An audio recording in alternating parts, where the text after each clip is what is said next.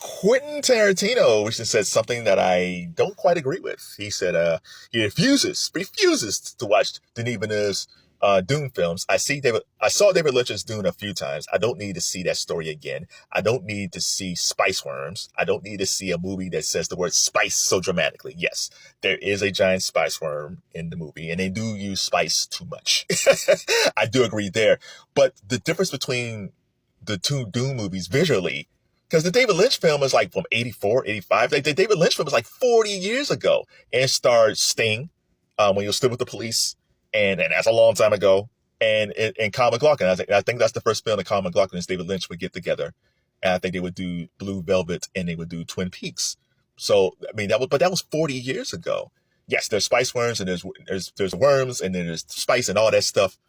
But I think from an acting standpoint, I think if Tarantino saw it, he would change his mind. And just from a visual standpoint, Denis Villeneuve is a fantastic director. Like his direction on that film almost looked like Lawrence of Arabia. It's that expansive, that big. So he's a fantastic visual director. I will say that I wasn't a big fan of Dune 2. I'll say this. I was actually a fan of Dune 1. I saw Dune 2 first.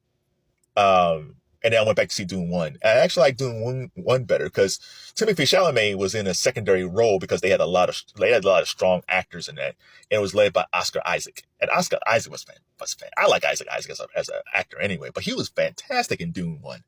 But then Chalamet became the guy in Dune 2. And I'll be honest, like I didn't know much about Timothée Chalamet. I didn't watch many of his projects. He always came across like he's like a young dude to be in these Netflix shows. I just felt like he's like a decent actor. No, there's a lot of fire in that young man's belly. Like he has a lot of. I'll say this, like there's a lot of Dustin Hoffman in Timothée Chalamet, and Hoffman's name doesn't come up much because people see these like De Niro, Pacino, Sean Penn. There's a lot of Hoffman that. In Chalamet, where he seems like he's a very unassuming actor and he can play nice very well, but he can play strong as well. So I was really impressed by Timothée Chalamet. And again, Austin Butler, he shows up real late in the film, but when he does show up, he is fantastic. Austin Butler, he's one of these days Austin Butler's going to get an Oscar. I don't know. Elvis was his first knock at that door. He's going to get one. For what role? I don't know. But Austin Butler, when he playing the villain in Dune 2, fantastic.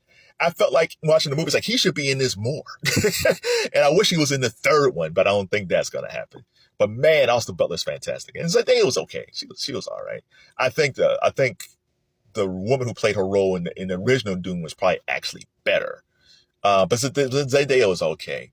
But I do think if Quentin Tarantino actually watched this film just for the visuals of it and from the acting standpoint of it, I think he might be impressed. Again, the story is the same. I totally understand it, but I don't think he's giving this a chance. In fact, Quentin Tarantino once upon a time wanted to direct his version of Star Trek. And how many Star Trek films has there been? How many Star Trek TV shows has there been? But he had his own way. He had his own idea, and I think at one point he almost did it. But his take of Star Trek would have been a lot bloodier and a lot crazier. It's like Reservoir Dogs in space. That would have been insane. But I don't think it would have been that bloody. But still, he was going to do something people seen before. But, and he also said the same thing about Shogun. In the same interview, he said he felt the same way about Shogun. He said he saw the Richard Chamberlain Shogun. He doesn't feel like seeing the new one. And it's like, yeah, but the Richard Chamberlain Shogun was one of the biggest miniseries of all time. Number one is Roots. But after Roots, you have like Rich Man, Poor Man, and Shogun. Shogun is probably number 2 all time and number 3 all time. Shogun was huge. But again, that's over 40 years ago. The Ana Sawai version is totally different. What she and what Sonata did, because they both won Emmys, was amazing. The visuals of Shogun on FX was amazing. Not to say that the visuals on the NBC Shogun with Richard Chamberlain wasn't good, but man, that thing, the FX version was epic.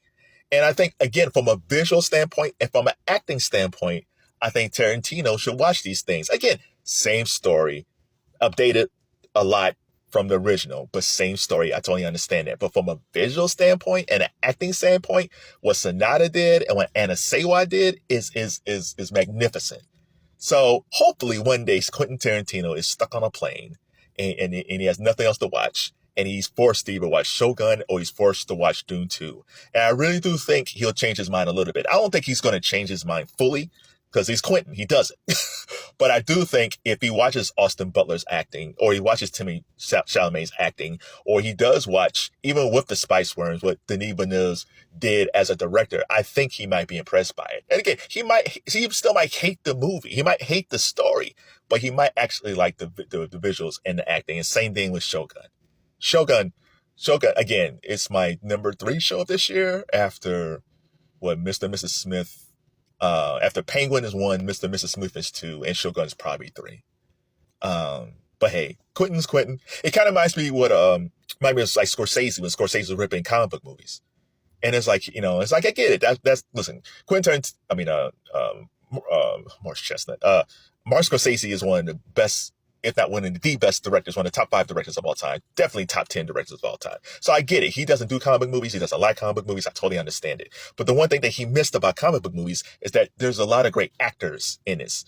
Paul Bettany as Vision. If anybody watched him as Vision, especially him with Elizabeth Olsen, is magic. Him playing his role in WandaVision was great. Robert Downey Jr. as Tony Stark, especially in the first Iron Man, was great. I mentioned Elizabeth Olsen before. I love Elizabeth Olsen. She's a fantastic actress. That first Thor movie, the weakest actor at that point was probably Hemsworth. Tom Hiddleston is great as Loki. Natalie Portman, she won an Oscar for Black Swan. She was in Thor. She was great in it. It's just... So Kenneth Branagh, who's on Broadway now, he directed the first Thor movie. You would think of anybody who would never direct a comic book movie would be Kenneth Branagh. But Kenneth Branagh, was great. That first Thor movie was great. So Anthony Hopkins. That first Thor movie felt like a Shakespearean film, especially in the beginning and at the end, but especially at the beginning. It felt like a Shakespearean play because those actors were so strong. So I think... And then Heath Ledger as the Joker. It's fantastic. Joaquin Phoenix in Joker. Fantastic. So I think when Scorsese says these things, I get that he doesn't like the genre, but there's a lot of great talent that's in these films. These are not hack actors running around in tights. Yeah, they're running around in tights, but it's great acting go along with that. So I think some of these directors like Scorsese and Tarantino, they hold enough weight where they can have their preference of things they don't like and don't like. Hey, they've won Oscars. They've made hit films. They've made legendary films. You can't knock what they're saying. I just think that one of these days, these guys should be stuck on a plane and they're forced to watch some of these films. And I think they realize, you know what? The comic book genre, this genre, this remake genre, this comic book genre might not be my cup of tea. But visually, these things are shot really well. And the acting is pretty amazing. And you know what? If I had a little bit of an open mind, I probably would have casted a Timothée Chalamet or Austin Butler or Elizabeth Olsen or Tom Hiddleston in my films because they're that good. Shout out to Ana Sawai and Sonata. That Shogun was good.